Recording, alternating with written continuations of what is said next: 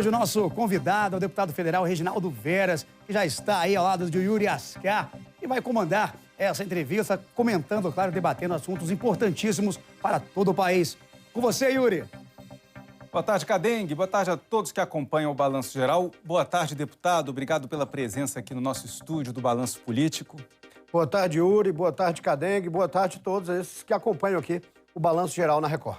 Vamos começar com um projeto que foi aprovado pela Câmara, aprovado pelo Senado e agora, finalmente, o governo federal publicou a medida provisória que é do reajuste das forças de segurança pública do DF. Policiais civis, policiais militares e bombeiros vão ter um reajuste médio aí de 9%, já nos vencimentos agora em setembro, né, quando chegar o salário, e o próximo pagamento em janeiro, né, parcelado em 2,9%, o reajuste médio.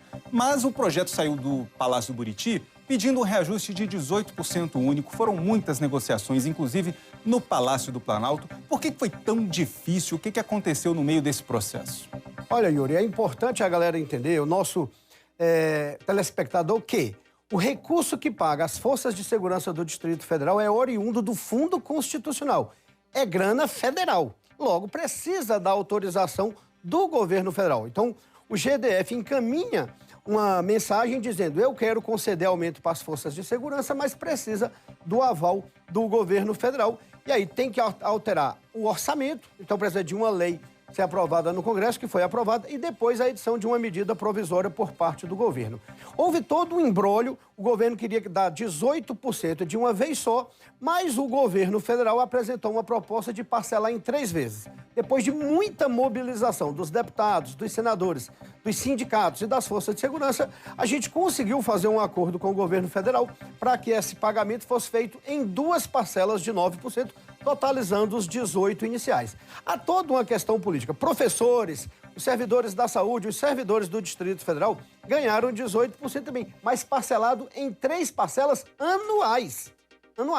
Então, eu acho que o governo entendeu que não tinha sentido o GDF parcelar de todos os servidores públicos em 3 vezes e conceder em uma só vez para as forças de segurança. Por que tratar servidores de forma tão diferenciada? Então, e como o próprio servidor público federal recebeu apenas uma parcela de 9%, o governo provavelmente entendeu que, concedendo uma única parcela de 18% para a segurança do Distrito Federal, jogaria aos outros servidores públicos contra o governo. Então, foi muito mais uma atitude política, mas que, no final, foi muito positivo para todas as forças de segurança do Distrito Federal, que há anos não recebiam qualquer aumento. Ou seja, não foi o que eles gostariam, mas foi o possível e foi bastante produtivo.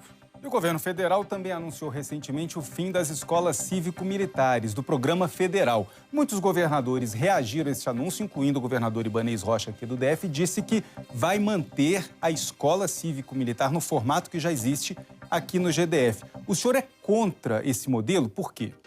Olha só, eu sou professor de formação e eu entendo que a escola é um espaço de liberdade, de criatividade, de debate e de ação crítico-participativa. E não um lugar para formar robô militarizado, que é o que se propõe nesse processo. Não tenho nada contra as escolas militares do padrão colégio militar, que já nasce com essa função. Mas essa história de escola cívico-militar, onde o professor cuida da parte pedagógica e o militar cuida da parte da disciplina, como se os meninos estivessem ali num quartel, eu entendo que é um processo completamente equivocado. Ao invés de bancar militar cuidando de disciplina, tem que investir em projetos pedagógicos, em profissionais, em monitores, em profissionais psicólogos, em orientadores educacionais. Entendo que quando o presidente Bolsonaro, que não tinha uma política educacional clara, não tinha nem ministro da Educação Direito, passaram vários e muito ruins no governo, ele tentou criar esse programa. Na verdade, ele criou esse programa para agradar um determinado público conservador. E ainda temos uma questão jurídica por trás disso. O recurso usado para pagar esses militares que atuam nas escolas é recurso da educação. Se eles são militares, eles não podem ser pagos com recurso da educação. Tem que ser pago com recurso do Ministério da Segurança, e não com recurso da educação. Então, nós temos aí um problema de natureza jurídica. É claro que o presidente Lula foi eleito para propor algo diferente.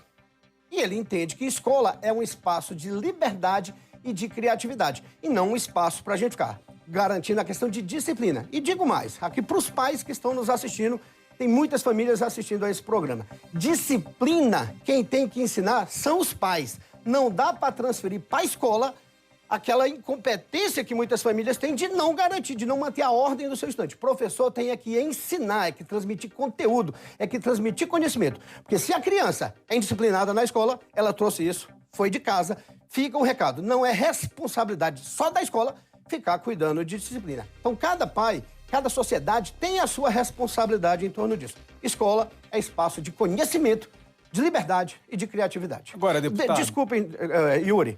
E é claro, o presidente Lula acabou com o programa. Nada impede que os governadores deem continuidade. 19 governadores já declararam que, mesmo sem os recursos federais, eles manterão o programa. E aí, cada governador de estado vai adotar da sua maneira. O Congresso Nacional está em um recesso branco porque ainda não votou a lei de diretrizes orçamentárias, mas Senado e Câmara retomam os trabalhos daqui a 2 semanas, início de agosto. O Senado, com a reforma tributária já aprovada pela Câmara, promete mudanças nessa reforma tributária. O texto deve voltar para a Câmara, como aconteceu com o texto das novas regras fiscais em substituição ao teto de gastos, que foi ao Senado com uma mudança de cálculo do Fundo Constitucional do DF, que poderia causar prejuízo aos cofres públicos do DF, voltou do Senado sem essa mudança. Mas o que garante agora que o Fundo Constitucional vai ser mantido de fora desse projeto pela Câmara dos Deputados e como fica também a reforma tributária? Olha só, o Fundo Constitucional é um recurso repassado pela União para o Distrito Federal para a gente custear os serviços como capital federal.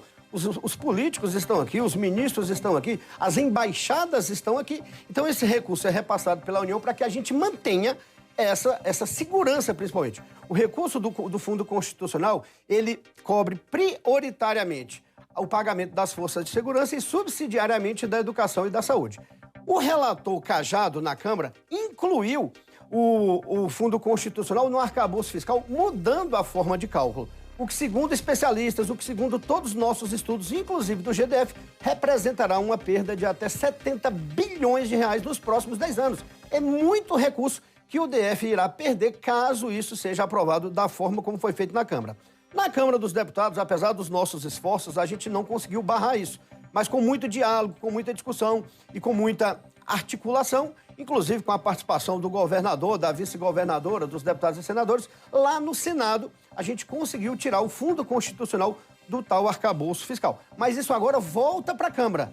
E não há nenhuma garantia de que a gente vai conseguir manter o texto do Distrito Federal. Então a população tem que ficar atenta e nós, parlamentares, representantes do Distrito Federal, temos que dialogar o tempo todo para convencer os deputados agora de que é importante para o DF a manutenção das formas de cálculo como havia antigamente.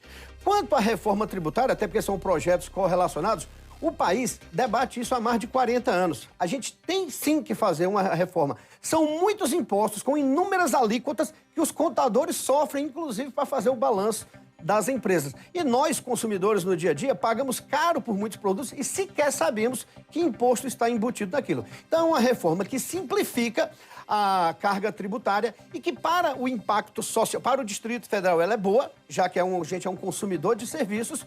Então, como eu sou representante do DF, eu tenho que votar naquilo que é bom para o DF. E como eu sou representante dos trabalhadores brasileiros, da população mais vulnerável desse país, o fato de ter uma redução na carga tributária na cesta básica já é algo muito importante para a população mais carente do país. Ok, deputado, muito obrigado pela participação do senhor aqui com a gente no Balanço Político. Eu quem agradeço, sempre à disposição. Um abraço a todos que acompanham o Balanço Geral.